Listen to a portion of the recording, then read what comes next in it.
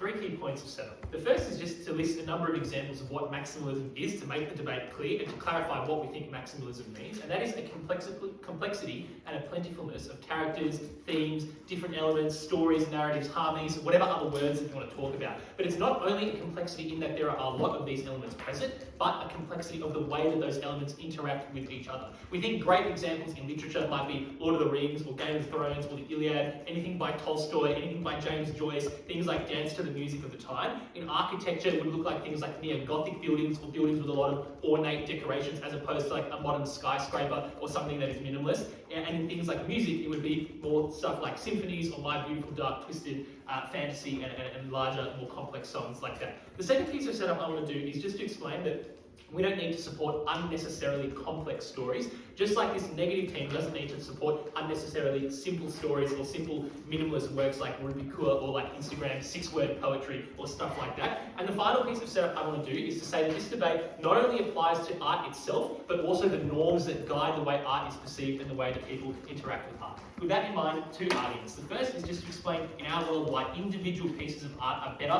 when they are maximalist, and secondly, to explain why we get more art in our world and why that's a good thing. So, in this first argument, 4 reasons why we get better art in our world. The first is just to say that maximalist art simply has more majesty to it, it captivates the human spirit more, and it is just more enjoyable. I would say, what do people want to do when they go to Europe? They want to walk through the old towns of all of the European cities because they like the way that the buildings are ornately designed, they like the fucking street lamp that has a spiral, all that sort of stuff, compared to like the bland, clinical and boring way that streetlights are, for example, designed in Sydney. But I would also say that the stories are just more complex, like aside from architecture, stories are more complex, music is more complex, and that is good because those are interesting to engage with in the first instance, but also they often allow you to have more surprises, there's a greater capacity for plot twists, and most importantly, it invites you to revisit the work a lot more. That is to say, when you rewatch that movie the second or the third time, you can get more out of it. And I would note that obviously you can do that with a minimalist piece of art, but there are necessarily fewer things you can extract from it, so you get less amount per piece of art, but also probably requires you to engage more and think even harder and requires more effort from the person viewing the art to engage. And I would also note that most people live a fairly minimalist life in that like people are often short of money, and so they probably like to see maximalist things. They like to escape their reality by seeing ornately designed buildings that make them feel like the awe of humanity, and like we can't be, people want to think, I can't believe that someone designed this, at some point. Second reason then why maximalist art is better is simply just because there's a greater number of interactions between different elements. For example, the way that characters link up or the way that characters interact with their settings. And Sophie tells me about an amazing Italian, story called the Neapolitan Quartet by Elena Ferrante, which has like a lot of different relationships between the characters and Italian politics at the time. And precisely because there are so many characters, because it is such a maximalist work, there are simply more interactions that make it more interesting. The third reason is that there's more room for experimentation. That is to say, you no longer have to be tied to just one idea in your piece, but you can take more risky ideas as well. So not only are there just more ideas full stop, each idea is likely to be more risky, or authors are likely to try a riskier thing, because even if it fails, they know that they can still sell their artwork, or people will still engage their artwork, because there are so many other elements that are like sort of maybe more canonical, or maybe people are more used to, and so that ultimately leads to more experimentation, which thus leads to better artwork. The final reason we get more, the quality of art is better is simply because even if someone valued small elements or had a minimalist framework through which they wanted to engage in art, they can still do that. For example, if you if you just wanted to focus on one character and you're watching Game of Thrones, which is a maximalist TV show, for example, you could just focus on the one character or the one scene or the one storyline at the, while neglecting everything else. And sure, maybe you have to wait a couple more episodes before you see that resolve, but that is still something that people can do. And in particular, if there is a particular character that people like, you can always have fan fictions or other sorts of ways of engaging with that character in a community, which means that even if someone likes minimalism, they can still attain it through maximalist art, but the inverse is not true. Because if you like maximalism, you cannot attain it through minimalism. The next thing I want to prove in this argument is just why minimalism is bad, and there are 3 broad reasons to that. The first is just because it's less aesthetic, often it is about the ideas rather than the artistic rendering, and that is bad because this benefit is not exclusive. That is to say, even if minimalist art has some sort of a profound theme, you can always access that theme in a way that does not depend on the art, which means that the art is not actually as valuable as maximalist art is. The second reason minimalism is bad is because it simply demands more of viewers or who need to to understand the historical context in which something was written or what the author's intent was. And that's bad because many people don't have that knowledge, they don't have access to an education about their things, or they're not interested in reading enough, or don't need to or don't have the time to read enough to understand it. But the thing is, many people are therefore put off from engaging in that form of art, often because other people tell them, well, you just don't understand it because you don't get the art or you don't get the story, which often makes people want to engage with art even less. The final reason minimalism is bad is simply because it allows room for poor quality art to make it into galleries or into the canon, because it can be justified not on the basis of its aesthetic but on the basis of its theme. And that's why you get art installations at like the Tate Modern, which is just a cube with a political story attached to it, where that political story could be written about anything and does not actually promote anyone heavily in all. The final thing I want to note here is that there is no trade-off between on artistic precision or the capacity of people to generate this sort of art, and that is because the status quo shows that there are, historically many people who have been capable of making good maximalist art. There are tons of statues, tons of awesomely decorated cathedrals. But the second thing to note is that if maximalist work is valued throughout history in a preferred world, then it is likely that those skills would be prioritised and more people would develop the skills to make that art. So second argument then about why we get more art in our world. And the first thing that I want to note here is just that the philosophy of art doesn't just extend to the way that individual art pieces operate, but to the way that people envision art and its role in society. That is to say, if you live by a minimalist philosophy of art, which is literally less is more, you are more likely to have sparing amounts of art in your home, more likely to just not buy as much or engage with it as much. And I would say, for example, in the way that you interiorly decorate your home, that might mean you only stick to one theme or one type of art, as opposed to having lots of different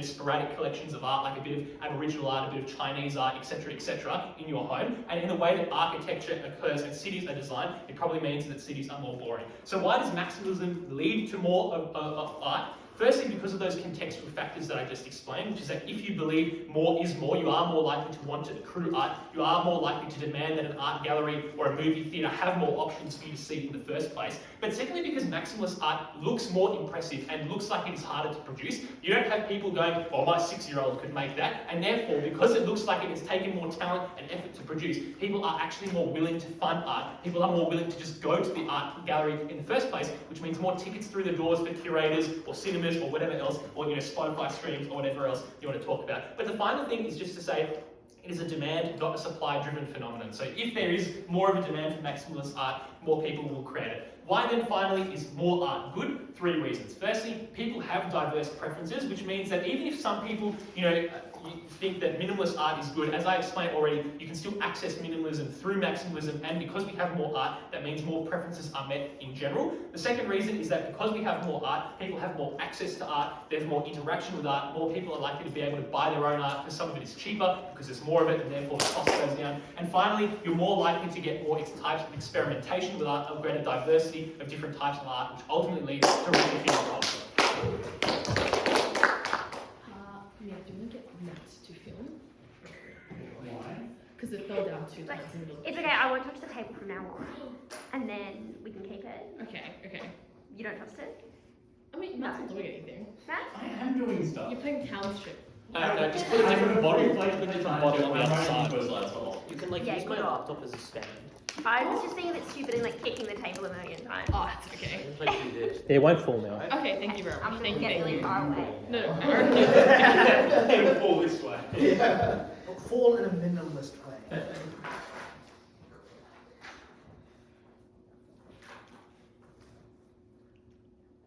Three things in this speech: setup, then substantive arguments. Firstly, why minimalism is better at conveying artistic ideas. Secondly, why minimalist is more aesthetic. Firstly, in setup, what does minimalism look like? Broadly agree with side affirmative. It looks like a bias to restraint, so things like as few words, themes, and images as possible in your piece. It looks like one well-proven argument as opposed to 10 leaky blankets. What does maximalism look like then? It looks like trying to do as much as possible in terms of things and messages. So adding extra images, but also a physical density to the stories as well.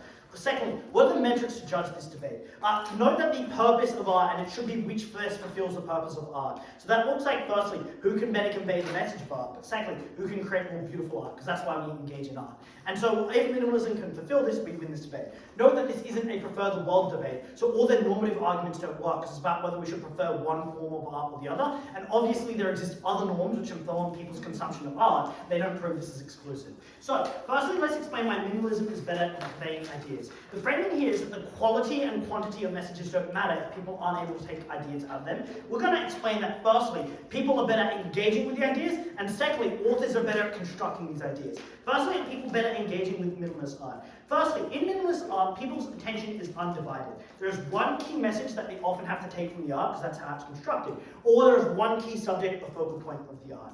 The framing to this is art is incredibly complex, and it is a complex expression of emotion and thought that someone has dwelled a long while on and how to express on their canvas or appropriate film. And as a result, to deduce ideas from the work, you need a lot of focus. You need to find the meaning and what is represented in the art. That then means that you get more focused on trying to find the appropriate ideas. Well, in comparison to maximalism, because there's so much going on, it's very hard to focus your attention on one part because you want to stray around and see how things otherwise interact. Secondly, we get more audience engagement as well through minimalist art. There are two reasons for this. Firstly, because there's less going on in the art, you often need to insert yourself into the art piece because they need to try create meaning from the lack of meaning or trying to figure out how things work together. So the first outcome here is that people feel like they're a part of the artistic process more. Because the artist isn't showing them their message, but they're it's about showing their message, not trying to tell them. So then, an individual person consuming minimalist art is going to put greater attention into all little bits of the art to try and figure out what meaning is being conveyed here. So they're more likely to appreciate the intricacies of the art with each brushstroke that occurs, or each chip of the hammer on the statue, and they're more likely to appreciate the beauty in what's trying to be told here as a result.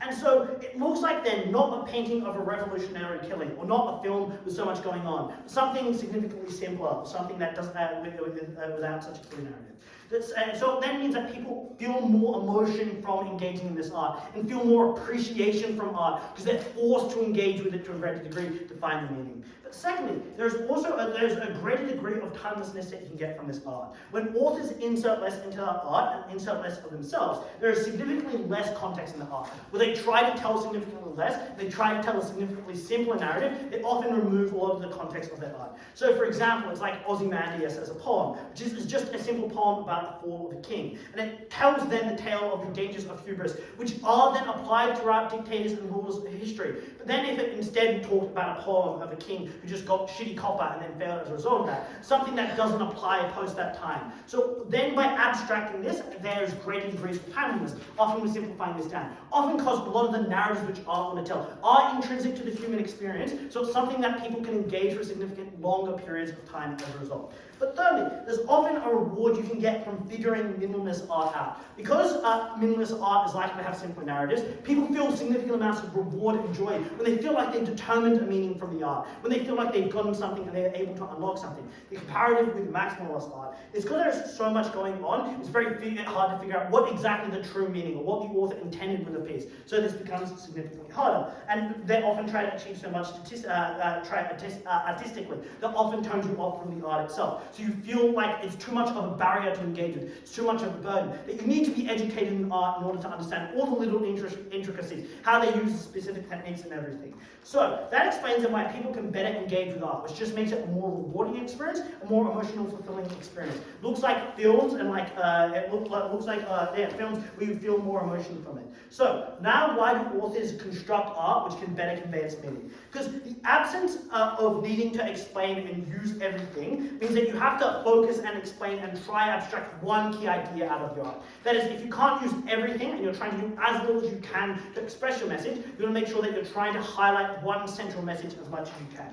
So firstly, you're most likely going to use the most important idea in your artwork. But secondly, your idea is likely to be executed much better because you put all of your focus and energy into expressing this thought out and being able to construct this art. Let's compare this to maximalism.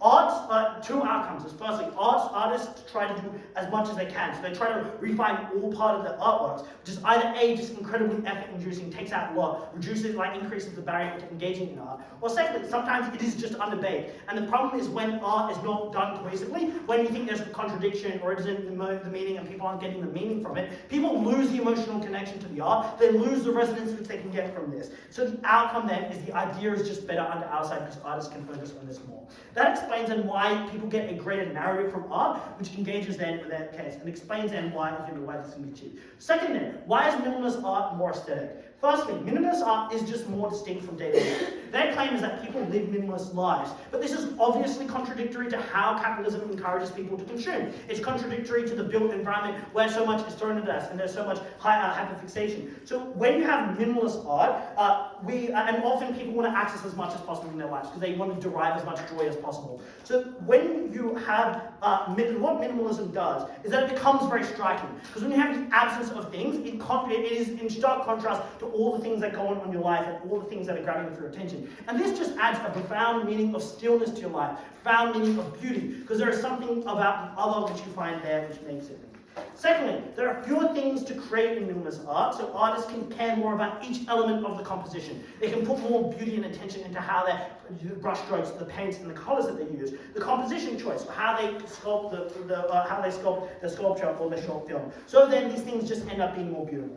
Thirdly, people can filter out through art significantly faster under our side, because they can look at minimalist art and they can determine whether this is something that appeals to them or not. And the contrast under their side is that it's very hard for them to determine at face value whether this maximalist art does appeal to them, because there are so many compositional elements, it takes a lot of time for them to digest. So it's significantly harder for them to find art which they like, whether they can appreciate and hold. And as a result, what matters is not having continually good art for everyone, but allowing people to have access and find art which they do enjoy, because that allows for people to find and access their own benefit at the end of the day.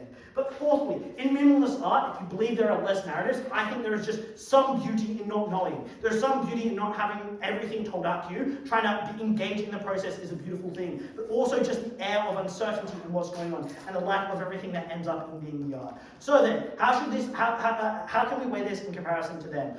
What minimalism is able to achieve in contrast to their case is that it achieves something which can contrast to people's lives. And contrast is often the most appealing thing to someone, because it creates something that is unique to them, often creates the most striking experience. But secondly, at the point where these art pieces are composed, it's significantly easier to get better forms of art, because their claim is that we get poor forms of minimalism art. But it's clearly, if it's easy to construct minimalist art, it suggests that it's significantly, firstly, harder to get easy to get bad art on their side. Secondly, significantly easy to get good-looking art on our side. Proud to make it.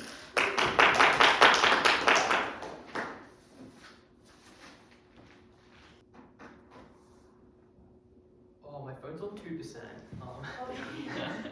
Sorry, squad. Sorry, mine's only on 9%, but that should be okay. But I just want to have You must make sure it's fun to record.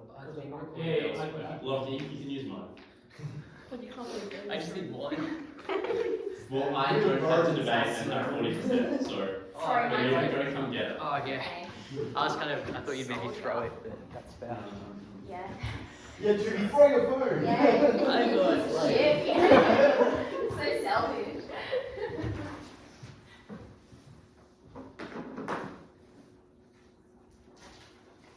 The favorite pieces of art of this affirmative team are like complex Italian novels in great worlds like Game of Thrones. My favorite piece of art is the Lorax because it tells quite a moving story. A character called the Onslaught just wants more and more and more. And in his pursuit of more, he cuts down trees to expand the city and to make even more. But it comes at quite a simple cost, and that cost is the environment. So my first argument is going to be explaining why maximalism is worse for the environment. Why is this an important argument?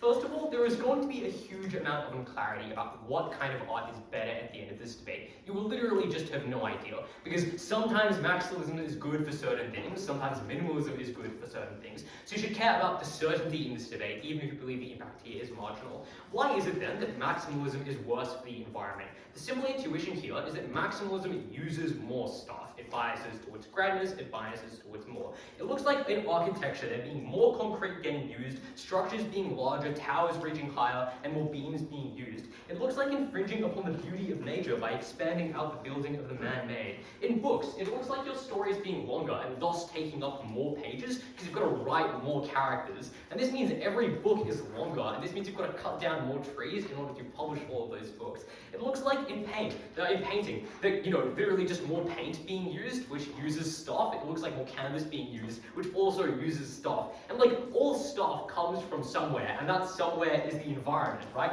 So as a result, maximalism definitely uses more stuff. How should you weigh this in the debate? First of all, there is a certainty of impact here. Minimalism uses less, maximalism uses more. Like an affirmative cannot weasel out of that one, that's a clear impact.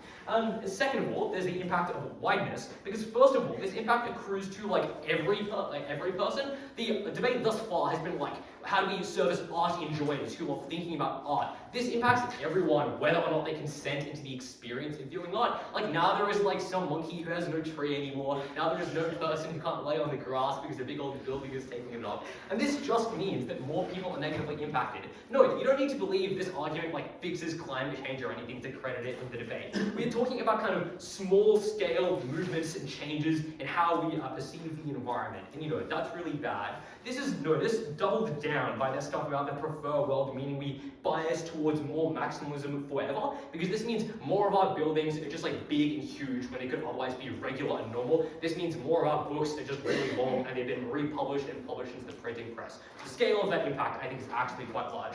That fixes the environment. Two other questions in the speech. Let's delve into the issue of art.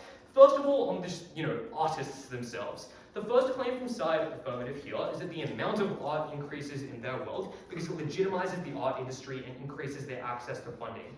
First of all, I just think like engaging with this argument, this requires you to believe that this isn't the debate we're having, because they're imagining the world isn't like from day zero, it's diverged. We're just talking about two different kinds of art, so I don't actually think there's differences in the net funding allocated to art. But second of all, even if this is true, I think there is actually less funding for art, because one, maximalism needs to be more specific because there is more stuff going on, so there is less room for interpretation. And this means it appeals to fewer people, and thus it is hard to solicit funding for. Second of all, we explained to you that funding is spread more thinly with maximalism, because they're talking about like grand pieces of art, which means they're just more expensive to make. So even if we believe that there is a great pool of funding accessible for artists, it is spread more thinly, so less art on net is made. We explained to you that minimalism actually gets more production of art, because first of all, more artists can access the form, because it takes fewer resources than maximalism, and it doesn't look from the outside as complex. So more people decide to make art. And notice, that is the constricting barrier to art in this debate, not money or anything, because like generally people don't pursue art because they want to make $1 bajillion. They do it because they think they can express something. So in minimalism, they think they can express it, thus they produce more art. As a result of that, we get more art on our side, and this claim stands. Second of all, on the quality of the art those artists create, because they explain that a few claims here, because they say that like a lot of artists can be classically trained and must be very good and the quality of art is good. First of all, we just explained that it is just more likely that more often maximalist art is done poorly, just because first of all, regardless how much you're trained in world building, you write yourself into corners because like more stuff is going on. So you create a series of contradictions, which means a story becomes less interesting over time. It looks like second of all, you're losing track of all of the moving parts because there are so many things going on. Notice how Game of Thrones hasn't had a book published in like a decade, because you've got to think about so many things to write a chapter because of all the interweaving parts. I think what this means is that more mistakes are made in art, and this means that the quality of art is worse. But second of all, it means the artists have less time and effort to focus on every integral part of art. This affirmative team is like every piece of art and every character is going to be really complex and interesting, but like seriously, who has the time? Like an artist can't spend all that effort on every single character, which means you just have discrepancies in characters and the quality of art gets worse. I think as a result, it means art is less accurate and less definitive in the world of side affirmative, and there's also less of it. Let's then move on to the second question: how do people feel about art? Their claim is twofold. The first is saying that this is very grand, and there's a high grandeur of art, and this is very awesome. But first of all, I would contend that the grandeur of nature is even more moving than anything man could make, because a mountain and a tree is beautiful, a wide field is beautiful, a big old building is less so. But second of all, we explain to me minimalism can also be grand. If you have a very cool looking structure, like a plane on a adorned crown, that's like, whoa, that's kind of epic. But second of all, third of all, even when there's like gaps in like the beauty of art and the grandeur of it, you fill it with your own pieces of meaning. I think the example in first affirmative was like a big block with like a political story, but you can be like, that's so grand, and then insert whatever reason is most compelling to you, because you've got a huge amount of interpretive value with how that works. So even if it is physically less grand, people feel like there's more going on. Second of all, we explain to you that regardless of the quality of art, it is harder for individuals to appraise their potential enjoyment of the art, and it means people start reading things or engaging in shows that they actually don't like. And the reason for this is because in maximalist stories, many plot threads begin at one time, so your promised stories that maybe you could eventually find interesting if you just keep reading. And This means people just trudge through slop for chapters and chapters and chapters, hoping they get an idea that they're interested in, but they're never actually delivered upon. They say that, well, people can just put down a book if they think it's not interesting, but first of all, people have a sunk cost, because they're like, well, I've already spent so much time on this book, I might as well finish it. So hours of time are wasted. But second of all, people just get baited into thinking, well, next chapter will surely talk about the thing I'm interested in. In minimalism, it is more apparent the thing that it's trying to do, so you can far more easily filter through different pieces of art. You know more quickly if a show isn't for you, if a statue isn't for you, if a painting isn't for you, so you can move on and then find a piece of art you like the most. You should weigh that analysis quite highly, because it's unclear that you can prove that any kind of art is better than the other. If we prove that people are better at selecting into the kind of art they enjoy more, it means people enjoy more art more often. Third of all, we explained to you it's just more likely in maximalism people put off their engagement with art because they're kind of cowed by the size of the stories and the complexities of the characters. If someone's always just like, wow, this is like an 1,000-page novel with so many moving parts, you're like, that makes my head hurt, and this you don't engage with it, and this means fewer people engage with art. Yeah, as a result of that, people don't really engage with maximalism very well. What do we explain to you? We explain to you it allows people to engage with art more uniquely and provide them visions of things they don't regularly see. How do they respond to this? First of all, they say that we shouldn't be trying to teach lessons in art, because you can get those lessons in like life or something. But first of all, we just identify to you that in most instances, life itself is complex. They say that there are things in life that are actually pretty simple and sad, like sitting in an office. We explain to you that that in itself is like a complex structure. You've got to worry about all the things that are going on in your life, bills to pay, how you're going to get home. So it is the most unique and the most different to just see nothing or see something simple. That is the most moving and striking piece of art, to engage with it well. They say that we allow people to get the benefits of minimalism because there's many things you could focus on in maximalism. We identify that everything in maximalism cannot have that level of depth. And second of all, people have their attention demanded away by other pieces of art. So it's just unlikely they engage in this deep introspection. So we get more art, we get better art, people engage with it well, and we save more tools.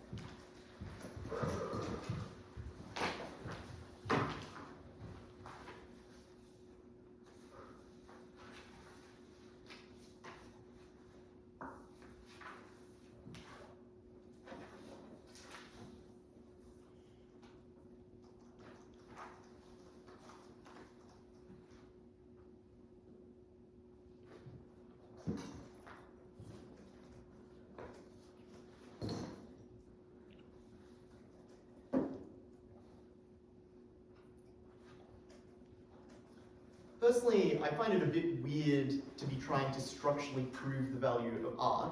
But if we're going to do it, I would point out that words have meanings, and less definitionally is less, and more definitionally is more. You ought side with the maximalists if you buy into the structural reasoning. 4 things in this speech. Firstly, on the environment, then on messaging, then on quantity, and finally on quality. Let's start with the environment. I think this was a bit of a silly claim. Firstly, I would ask to what extent does art actually contribute to environmental impact? It seems like this is very marginal. Things like using a bit more paint seem like they're unlikely to tip the balance in either direction. Secondly, we'd point out that maximalist art tends to be substantially more durable in the context where we're talking about substantial resource use. That is to say, something like, building a Roman Colosseum or building something in the Gothic style. Those are buildings that tend to substantially outlast modern architecture, tend to be built once and last for thousands of years, whereas in that time period they'd have to build and knock down 1,000 UTS towers that blight the landscape. Thirdly, we would point out that people tend to get bored of that minimalist art because there's not much to it, which is why you need to often replace it with new stuff over time, whereas our art stands the test of time. And finally, we would note that often they mistake simplicity for environmental impact, which say like, if your piece of like your piece of minimalist art is like building a 60-foot zinc cube, which is in fact a piece of minimalist art that exists, that seems like it'd be very destructive on the environment because you're mining tons and tons of zinc. By contrast, for example, chiseling your statue a bit less or a bit more doesn't really affect the environment. Or, for example, using slightly more paint on your canvas. Well, it's not even more paint, it's often just using different colors instead of one color for something, probably has very minimal environmental impact. So at the end of this issue, I'd say, one, it probably doesn't swing the debate either way, but two, if it did, it probably swings it in favor of side affirmative. Secondly, let's engage with the issue of messaging. This gets raised at first negative, where they suggest that a key purpose of art is actually to promote various messages, but then it's largely dropped at second, and there's no real analysis given as to why they are better at messaging. We have kind of one half-baked argument, which is that our art has less context attached to it, therefore it's easier to promote messages because it applies more broadly. The first thing I note is that if that is the case, it also seems like the messaging is of less value, like maybe you make some broad proclamation about dictatorships are bad, which I think also misunderstands the poem Ozymandias. But secondly, I think that also means that like the cuttingness of that specific critique is reduced because you're not talking about a specific dictator, you're not identifying specific features of the dictatorship, you're just like, authoritarianism bad, which is a sentiment people might agree with, but doesn't really say much in the world. Secondly, we point out that often the problem is because there's not context attached within the work, it must come from without, which reduces the accessibility of the art, and therefore the people who can accrue a message from it. If you need to, for example, know about who the artist is to understand the art, if you need to know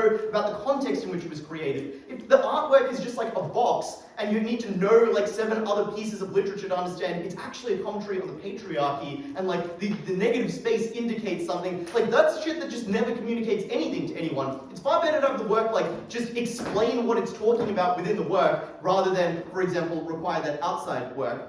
Thirdly, we would note that like explaining messages is not a unique quality of art. There are many other ways to communicate messages: schools, lectures, family, friends, history, etc. So I think you want to prioritize the ability of art to communicate unique messages and communicate in a distinct way, which I think is more true of maximalist art that attempts a more ambitious and more powerful form of communication than a form of art that is attempting to, as simply as possible, be like, dictators are bad, which we think is something that can be communicated in many other ways. And I would note finally that I think that often the value of that distinct form of communication is that it can do things that cannot be communicated through other mechanisms. For example, being able to unfold a slow and unexpected reveal on a viewer is something that is true of very complex maximalist work, or something like being able to use, analogy and allegory in order to take the viewer to an unexpected position they might not otherwise have agreed in. Things like shifting their perspective over time are things that might actually have value. For example, I would say like a very good dystopic text, for example, is effective precisely because it doesn't come out and criticize the present world, but instead draws a comparison to something that is distinct and useful. But their text would not do it. It would just be like, it's literally a Handmaid's Tale, it's literally bad, which I think defeats a lot of what actually convinces people who are fine with the status quo that something might be wrong, is the fact that you actually do something clever and sneaky there, but they're entirely unable to do.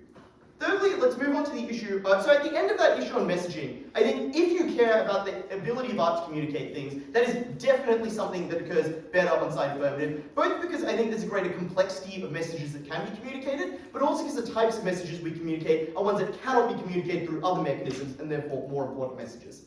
Thirdly, on the issue of more art, and I note that this is one that receives very little engagement from this team. They make 2 claims. Firstly, they say that our art appeals to fewer people. I would just fact check this and ask you to compare the examples of what Affirmative provides of maximalist art to the examples that are provided by the negative team. For example, I would suggest that Lord of the Rings, or Game of Thrones, or Tolstoy, or Dostoevsky are widely consumed and widely beloved pieces of art, whereas The Lorax is a film that I suspect has been viewed by far fewer people and has successfully communicated messages to far fewer people there. But secondly, we say even if it's a case that we have to suffer on appeal to people, we think it's because it appeals more intensely to people. It's because it does more, because it's more ambitious, because there's more to the art. The fact that fewer people like each individual piece of art is fine if they like it so much more, if it means so much more to them, if it says something that's unique to them that a piece of generic minimalist art never could. But secondly, they say it's more expensive on our side. Firstly, I think for the reasons I addressed in the environmental impact point, that's just not true in a number of instances.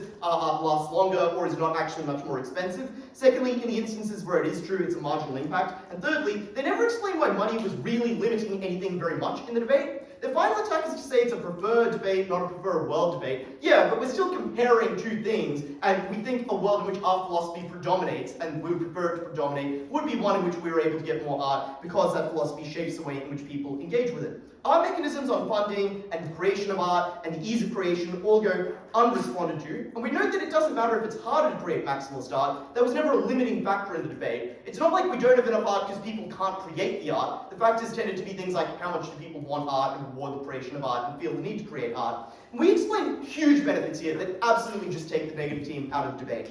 It's things like, even if you believe it's their best conception of the debate, we can appeal to more preferences, even if our art individually isn't as accessible, because there's so much more of it. It's things like more role models, more representation, more access to art, people having more art, people being close to art, and just, I think, a greater expression of what makes humanity great because of the diversity of mediums that are used. So we absolutely take the debate on that issue. Finally, on the issue of the quality of art, let's just respond to the claims this team makes, and I want to note how contradictory they are. Firstly, they say you need to insert yourself into art, which is minimalist, therefore you enjoy it more, which seems to concede the issue of access, because that seems like something that is harder to do. We would note also something many people don't want to do, because it requires you to know context and understand who the artist is. Many people think that's bullshit, artsy-fartsy, alienating stuff that's meant to exclude the working class from being able to engage with art. Secondly, they say it feels good to unlock the meaning of art. Like, does it? Maybe you just want to be able to look at something and be like, the majesty of this piece of art is grand. I like that it feels bigger than me, that it feels impressive, that it feels durable, that it connects me to the past. They don't want to have to solve a jigsaw puzzle every time they go to the museum. Thirdly, they say it's quicker to digest, in direct contradiction with the previous arguments. Fourthly, they say it stands out against overconsumption. But look around the world. Skyscrapers are minimalist. UI is minimalist. We would say that we are in the world that contrasts more. We give you beauty, complexity, and majesty. So proud to affirm.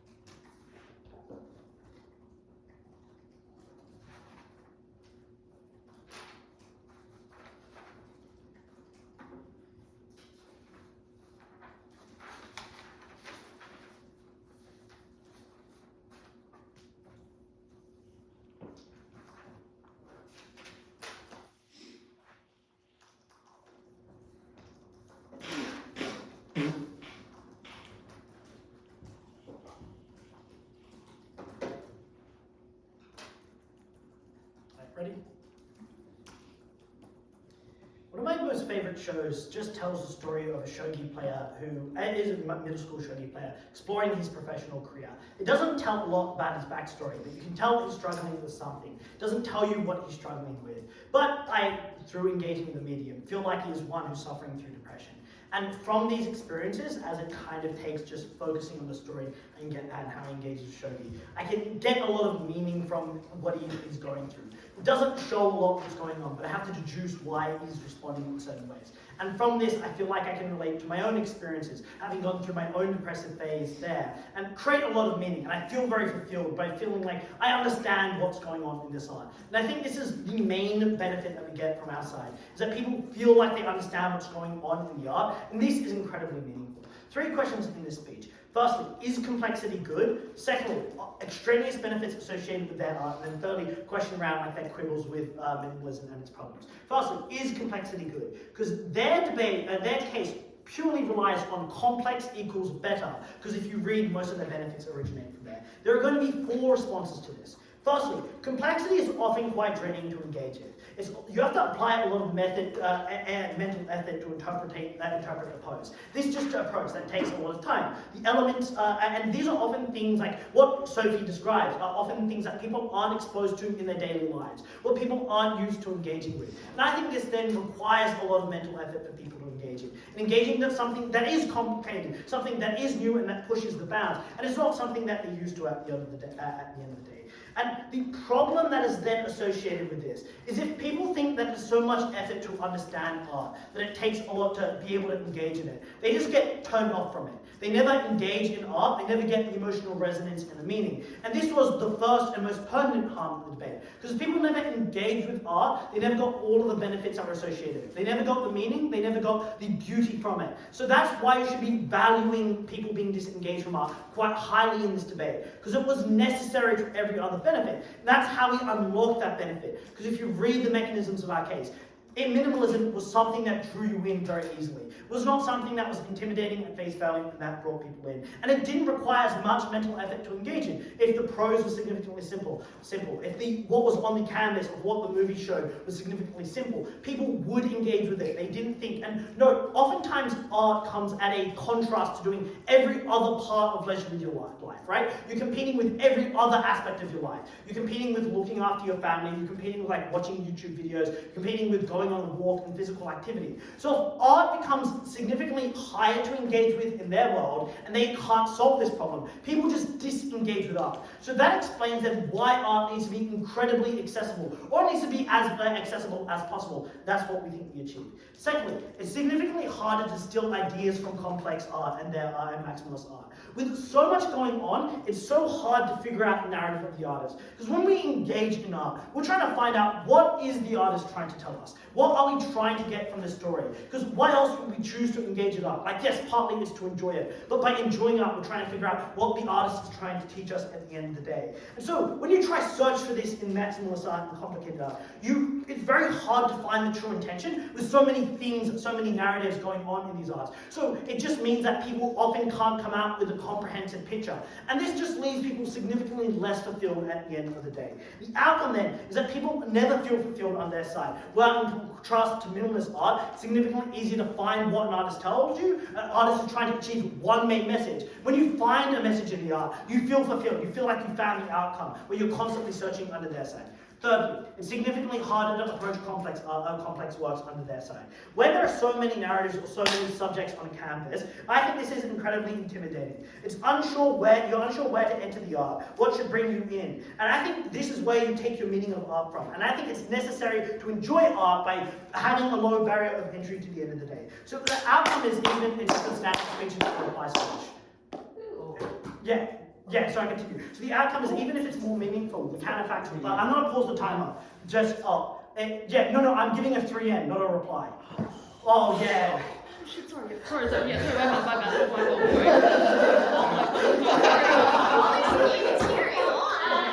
I am so sorry. Oh, good. What's the timing so I can just figure out? I had 4 minutes. Okay, so I have to reset 4 minutes. Do you want me to re-explain anything? So many subjects on the canvas, what would you bring in? Okay, so I'll start at the top of this mechanism then. Alright, I'll start then in 3, 2, 1. It's significantly harder to approach art on their side because there's so many subjects on the canvas. This is incredibly intimidating because you're unsure of where to enter the art. There's not something that brings you in. In contrast to minimalist art, there is only one main subject. There is a tree on the canvas, there is one main person. There is a gaze and something that's showing you. And this is what can bring people into art, where it's clear what they're trying to bring in. And there's often, even sometimes, a mystery around the meaning because there's so little going on. And this brings people in. And this was necessary in order to engage the benefits which they wanted to at the end of the day. Like, it doesn't matter if art is more meaningful under their side, if people never engage in it. But fourthly and finally, they're just more likely to make mistakes under their side. Because we identify that complex, and this art just takes a lot of effort to make. To write comprehensive stories, it is just something that is incredibly complicated. So it's very easy for them to make mistakes. And we identify the harm associated with this at first, is that people now disengage with art. But they think that art is making mistakes, they are unclear what to take from it. They feel lost, they feel uncertain, so it means that they cannot get this message. Of course, with simple art, this is less. So it suggests then that complexity was not a benefit, and they cannot win this debate because that's why most of their benefits rely. Let's then look at the quibbles that they provide to a minimalist art. They suggest, firstly, that it might alienate people because of what it does. But firstly, art can feel grand by itself. Like we explain that minimalist art is constructed in beautiful ways because you're focusing on one thing and you're focusing on a simple thing. And this can just bring people in. Seeing a very nicely painted tree can bring something in if that's what you're trying to do. If you see something nicely painted. So it suggests then that this isn't alienating people. They secondly suggest that, well, yes, but there's a lot, like people don't get the benefit from minimalist art because there's so many, like our entire lives is minimal. But it doesn't engage with how people engage, like they don't engage with our mechanisms. And like why people are encouraged to consume as much as possible. Why minimalist art contrasts that. Why that adds such beauty to their lives because it's so different to how they experience that. And it's this difference which captivated people the most. They didn't respond to that and suggest that this still stands. They suggest that there's potentially less value due to this art being too general. But firstly, people can insert themselves into the art and it can often still speak to them. So something like Ozymandias can still speak to people because they can find their meaning from it. They think they find meaning from it and they still can find the representation. And I think this firstly makes people feel more engaged. When they see an old piece of art, they're like, wow, this speaks to these parts of my life or these parts of history. It makes people think this art is more meaningful. They think that it has more meaning and they feel more fulfilled from this. But also then means that this art can live significantly longer if people can insert themselves. But thirdly, we explain that if these are general ideas, people have to engage in them. Like if there is less on the canvas, people have to engage with these ideas to a significantly greater degree. They have to insert themselves into the piece. They have to focus on the one main bit of the piece. And this was important because under our side, people just engage in art better. Like they would look at how the prose is written significantly better. They'll look at each individual brushstroke. They'll look at where the shot of the films are taken from and appreciate that even more. Because the creation of art is incredibly complicated. People can appreciate all the little bits that are done to create the meaning. They're encouraged to do this because this has less meaning. People can get so much more out of art. They feel so much more connected and they see so much more beauty. They suggest that people need to know the context to understand this art. That doesn't come in contrast to our mechanisms. But secondly, oftentimes if this is true, people can learn about the context. Like oftentimes it's like an art museum. There's like a plate that explains where the context is necessary. So people now learn even more about the world and art as a result of this, suggesting that you can get more benefit. So at the end of the day, you should believe that this art did have a lot of meaning and the quibbles looked up. The final couple pushes in this debate. Firstly, they suggest that there's more risk. They can take more risk under their side. But firstly, if art takes less effort, then you can make more pieces of art and risk more with that. But secondly, I argue that the incentive to create art and new art is independent of like your risk. Like artists want to create new ideas and construct new pieces, enter new markets, so risk is independent of this. They suggest that they get more art. But firstly, sometimes this art is just worse, and we explain that. But secondly, it doesn't matter about how much art there is, it's about how people engage with art. That was the true meaning from it, and that's where we derive our benefit. Finally, they suggest they can co-opt our benefit, but they only matters if their characters are created well. Lachie explains why these characters aren't created well, and hence why they can't extract the benefit at the end of the day. And it's significantly harder to construct one meaningful character. Very proud of you.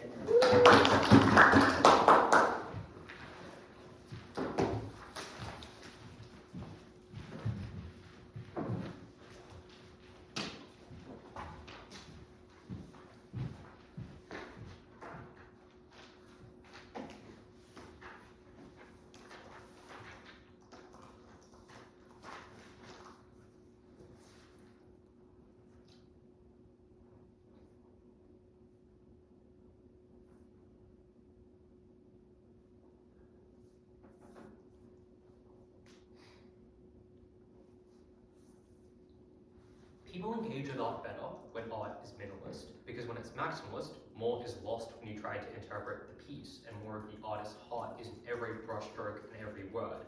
This affirmative team thinks it's just so hard, but all it is just interpreting what the art is. That is a subconscious exercise. It is how you feel about the characters. It is what you think it is commenting on. I'm unclear why it is so difficult to interpret art like this. But it's better for minimalism because of quite a clear mech that they never respond to, and that is, minimalist art is easier to filter through than maximalist art, and this means you can dedicate your time to art which is the most important to you. And their lack of response to this should lose them the debate, because they explained that maximalism has a bunch of stuff going on, a lot of plot lines to follow, and I explained to you in a second why that means people get baited into dedicating huge quantities of their time to promises that are never fulfilled by that piece of art, because it's not the medium that influences people's enjoyment of art, it's the story and the thing it's trying to say. And we make those stories clearer and easier to identify earlier, so people select into art they would enjoy more. You can believe that literally 99% of minimalist art is dog shit. But we explain to you it is so easy to identify that 1% that it doesn't matter. So by explaining that people can filter through minimalist art better, we won that debate. This is just like, I don't know, if you started reading Lord of the Rings because you liked the bit about gardens, and you just got baited to reading 3 consecutive trilogies, and not once again was gardening mentioned, I think that'd be pretty messed up if that was me. What that means is that we explain that art is significantly easier to pass through on our site. And given that this takes up a large amount of your time, that you won't just stop the book halfway through because people have a sunk cost, it is very important art is as easy to identify as quickly as possible. What this does is bring us on to the second issue about the quality of this art. And I flagged this just before. In light of that mechanization from second that I'm whipping now about filtering through art, you need to believe that maximalist stories are universally so good that it justifies people getting baited into reading stories that they actually don't care about. And you need to believe minimalist art is so bad that filtering through it is an active harm. And I don't think they ever reached this. And the reason for this is pretty simple. In maximalist art, the intention of the artist is divided. So you can believe the artists who engage in either form are of about roughly equal skill. In a maximalist piece of art, the intention of the artist is divided. In a minimalist piece of art, there is beauty in each brushstroke, there is elegance in each character. So obviously ours is just of higher quality because there's less to do. This means artists make fewer mistakes, it's easier to engage with stories well, and people don't get rolled through a surprise bad plot twist that happens so often. As a result of that, we win on the quality of art because people engage with it better. The second way we win is by explaining this is way, way better for the environment. And they have a series of quibbles with this, and they're like, it's marginal that was baked into the response. They say that maximalist art is more durable, but I don't get this, because like it's about the material, not the structure, right? Like Stonehenge is like minimalist, and it's been around for a while. Like the pyramids, like I don't know, like I don't think why that's a response. They say you might have to replace minimalist art more often. This relies on you believing they kind of crushed us on that first one, because people just like think about the art for longer. I think their best response was just like, what about that big block of zinc? But like, this is one example. Our mechanization applies to literally every piece of maximalist art. So I think that ours is far more persuasive here. As a result of that, in their world, because stuff is bigger and grander and takes more time, another tree is cut down, another animal goes without a home, another grassy field is bulldozed for a very large building that perhaps only a few people will care about. I think as a result, because nature is unto itself a benefit and beautiful, they're just exchanging one form, even if we believe maximism is really good. They're exchanging like the beauty of nature, like the beauty of art, and we think nature is more beautiful. So, yeah, I think we win. Like, yeah, I'm actually pretty pleased with that.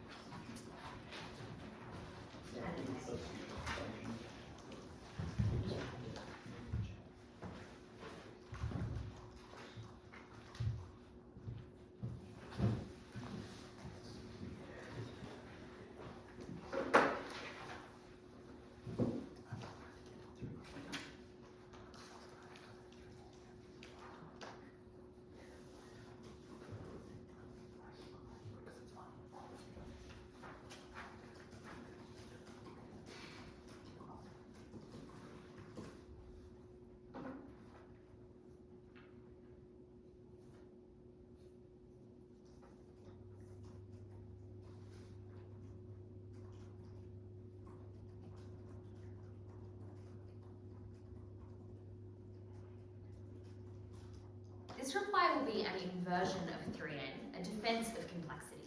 First on their terms and second on ours.